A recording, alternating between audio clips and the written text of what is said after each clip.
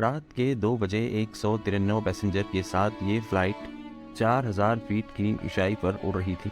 अचानक ही पायलट को स्क्रीन पर एक ऐसा मैसेज नज़र आता है जो उसने अपने 22 साल के करियर में कभी नहीं देखा।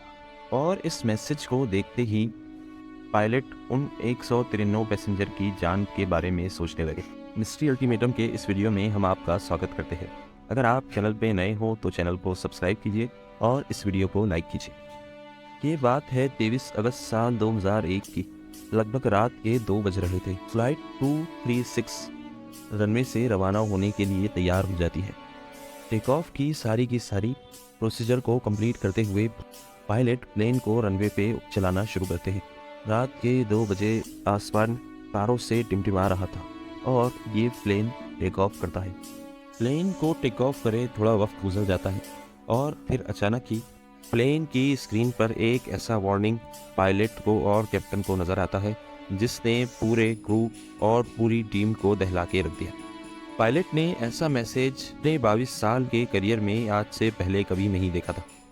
इस मैसेज को देखते ही पायलट ने सीधे प्लेन कंपनी से रब्ता किया।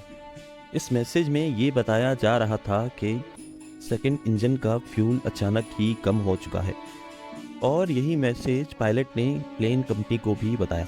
और प्लेन कंपनी ने भी आज से पहले ऐसा कोई मैसेज नहीं देखा था। जिसे सुनने के बाद प्लेन कंपनी वाले पूछते हैं कि आप अभी कितनी ऊंचाई पर उड़ रहे हैं। पायलट ने बताया पूरे 40,000 फीट की ऊंचाई पे और हमें निकले हुए पूरे 4 घंटे हो चुके हैं। तो इस बात को सुनकर प्लेन कंपनी ने बताया कि हम आपसे थोड़ी देर में कांटेक्ट करते हैं। और पायलट ने इस मैसेज को इग्नोर करके प्लेन को चलने दिया। पायलट ने काफ़ी देर प्लेन कंपनी के कॉल का इंतज़ार किया लेकिन वहां से कोई कांटेक्ट नहीं हो पाया, जिसकी वजह से पायलट को लगा कि ये एक तकनीकी खराबी है और उन्होंने प्लेन को चलने दिया। कैप्टन के इस मूव से अब उस प्लेन का क्या होने वाला था ये तो सिर्फ ऊपर वाला ही जानता था। प्लेन कंपनी से भी कोई जवाब नहीं मिलने के बाद में पायलट ने प्लेन को जब चलने दिया तो फिर कॉकपिट नंबर 2 से एक ज़ोरदार अलार्म बजना शुरू हो गया और ये alarm fuel imbalance warning alarm था। यानी प्लेन के दोनों विंग्स में बराबर फ्यूल को भरा जाता है। यानी अगर एक साइड 50% फ्यूल भरा हो तो दूसरी साइड भी 50 ही भरा जाता है ताकि ये प्लेन इम्बैलेंस ना हो जाए। और इस वक्त जो वार्निंग आ रही थी वो इसी चीज़ की थी कि एक साइड फ्यूल बहुत ज़्यादा बढ़ गया है जिसकी वजह से प्लेन एक ही तरफ झुका चला जा रहा था। इस अलार्म को सुनते ही पायलट के दिमाग में एक ही चीज़ आई, प्लेन के एक ऐसे फीचर का इस्तेमाल करना जिसे क्रॉस फीडिंग कहा जाता है। यानी अगर कोई तकनीकी खराबी की वजह से या किसी चीज़ को नज़रअंदाज करने की वजह से एक विंग में ज़्यादा फ्यूल चला जाता है तो उसे क्रॉस फीडिंग का इस्तेमाल करते हुए दोनों विंग्स में बराबर फ्यूल जमा कर दे। और जब पायलट ने इस फीचर का इस्तेमाल किया तो ये पूरी तरीके से काम नहीं कर पा रहा था।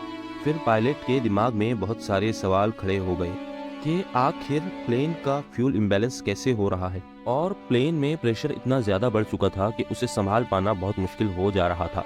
और हम आपको ये चीज़ भी बता दें कि क्रॉस फीडिंग का इस्तेमाल करने के लिए भी फ्यूल की रिक्वायर्ड होती है। और जब पायलट ने क्रॉस फीडिंग का इस्तेमाल किया तो वो पायलट की सबसे बड़ी गलती साबित हुई, क्योंकि क्रॉस फीडिंग के फ़ौरन बाद ही प्लेन में एक और अलार्म बजता है जो था लो फ्यूल वार्निंग अलार्म, जिसे सुनने के बाद पायलट और भी ज़्यादा हैरान हो गए। तो पायलट को लगा कि प्लेन में शायद फ्यूल लीकेज हो रहा है, लेकिन फ्यूल लीकेज का कोई अलार्म नहीं बजा था, इसलिए पायलट ने इस ऑप्शन को इग्नोर कर दिया। और प्लेन में इतना भी फ्यूल नहीं बचा था कि वो अपनी डेस्टिनेशन तक पहुंच जाए। लेकिन कैप्टन और पायलट को अभी भी ये लग रहा था कि ये एक तकनीकी खराबी होने की वजह से ऐसे अलार्म्स बजा रहा है। और पायलट ने अपने प्लेन को लगातार चलने दिया। पायलट के कुछ भी समझ नहीं आ रहा था। फिर अचानक ही प्लेन में एक धचका लगता है, जिस धचके के बाद में पायलट क्रू कैबिन से कांटेक्ट करते हैं और उनसे कहते हैं कि एक मर्तबा फ्लैश ऑन करके चेक कीजिए कि दोनों में से किसी इंजन में कोई लीकेज तो नहीं। और जब वो चेक करते हैं तो फिर वहाँ पे कुछ भी नज़र नहीं आता, क्योंकि रात बहुत ज़्यादा काली थी और कहीं भी ऐसी कोई चीज़ नहीं नज़र आ रही। ये सब देखकर पायलट पूरी तरीके से परेशान हो गए और एटीसी से कांटेक्ट करके उन्हें ये कहा कि ये एक फ्यूल इमरजेंसी है। पायलट के दिमाग में एक ही बात चल रही थी कि किसी भी तरीके से इस प्लेन को सबसे नज़दीक मौजूद किसी एयरपोर्ट पे उतार दिया जाए। एटीसी से कांटेक्ट करने के 20 मिनट बाद एक और वार्निंग आती है, जिसमें ये बात पता चली कि प्लेन का इंजन नंबर 2 बहुत ज़्यादा फ्यूल की खपत कर रहा है। और फिर जो हुआ उसने पायलट और कैप्टन को पूरी तरीके से हैरान कर दिया, क्योंकि प्लेन के सारे लाइट अचानक ही ब्लिंक करना शुरू कर दिए थे और इंजन नंबर 2 भी अचानक से ही फेल हो गया। और वैसे ही पायलट ने इंजन नंबर 2 को बंद कर दिया और इंजन नंबर 1 के पावर को मैक्सिमम पे पहुंचा दिया। लेकिन एक इंजन से इतना ज़्यादा पावर जनरेट नहीं हो सकता था कि वो 40,000 फीट की ऊंचाई पर अपनी उड़ान को लगातार कंटिन्यू रख सके। पायलट के इंजन नंबर 2 को बंद करने के बाद पूरे आधे घंटे के लिए प्लेन बहुत आसानी से उड़ता है और पूरे आधे घंटे गुजरने के बाद में प्लेन में मौत दस्तक देती है, यानी प्लेन जिस इंजन पर उड़ रहा था वो इंजन भी बंद हो जाता है। पूरे आसमान में ना प्लेन की आवाज़ आ रही थी और ना ही कोई और शोर आ रहा था। आवाज़ आ रही थी तो सिर्फ प्लेन में मौजूद यात्रियों की, जो बहुत ज़ोरों से प्रार्थना कर रहे थे। ये सब देखने के बाद में पायलट ने फ़ौरन ही एटीसी से रब्ता किया और एटीसी को ये बताया कि अभी हम 30,000 फीट एल्टीट्यूड पर फ्लाई कर रहे हैं और हमारे दोनों ही इंजन काम करना बंद कर चुके हैं। और एटीसी ने यह भी बताया कि अभी आप पूरे समंदर के ऊपर फ्लाई कर रहे हो और पायलट को ये सजेशन दिया कि आपसे करीब में एक छोटे से आइलैंड पर एक एयरपोर्ट मौजूद है जहां आप जा सकते हो, लेकिन आपको कैसे भी करके वहां पहुंचना होगा। और प्लेन इस कंडीशन में फ्लाई कर रहा था कि उसके दोनों इंजन बंद हो चुके थे, यानी वो सिर्फ हवा में ग्लाइड कर रहा था। और ग्लाइड करके इतनी दूर पहुंचना बहुत ज़्यादा मुश्किल था, क्योंकि प्लेन 30,000 फीट एल्टीट्यूड पर ग्लाइड कर रहा था और जितना ज़्यादा वो आगे बढ़ रहा था, आगे बढ़ने के साथ साथ ही नीचे की तरफ भी उतनी तेज़ी से आ रहा था। और इन सब चीज़ों को देखते हुए पायलट ने प्लेन में एक अनाउंसमेंट किया कि हम शायद ही एयरपोर्ट तक पहुंच पाएंगे।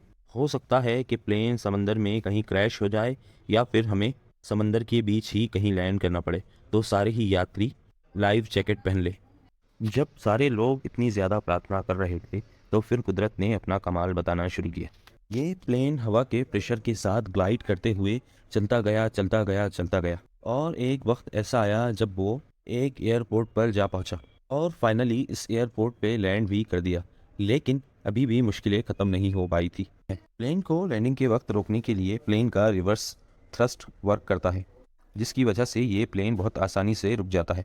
लेकिन यहाँ पे मुसीबत ये आन खड़ी हुई थी कि ये इंजन में मौजूद रहता है और इंजन बंद होने की वजह से प्लेन को रोक पाना नामुमकिन हो गया था और सारे पैसेंजर मौत के मुंह से निकल के भी वहीं पे फंसे हुए थे।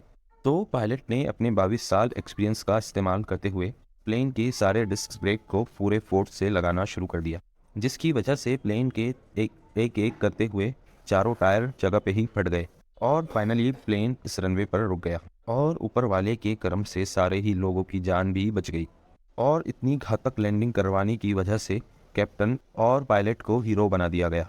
और उसी घड़ी में प्लेन के पास इन्वेस्टिगेशन टीम पहुंच गई और जब इन्वेस्टिगेट किया तो ये बात पता चली कि प्लेन के एक फ्यूल टैंक में बहुत बड़ा होल हो गया था, जिसकी वजह से ये प्लेन फ्यूल को लीक कर रहा था। और यहाँ पे ये बताया कि टैंक 2 में ये लीकेज था और पायलट ने जब क्रॉस फीडिंग का इस्तेमाल किया तो टैंक 1 का भी सारा फ्यूल टैंक 2 में चला गया और इसके ही वजह से प्लेन के दोनों ही इंजन फेल हो गए। तो देखिए दोस्तों, कैसे एक छोटी सी गलती कई लोगों की जान का सौदा कर देती है। आज के वीडियो में इतना ही। अगर आपको हमारा काम पसंद आया हो तो इस चैनल को सब्सक्राइब कीजिए और हमारे इस वीडियो को लाइक कीजिए। मिलते हैं फिर किसी नई वीडियो में।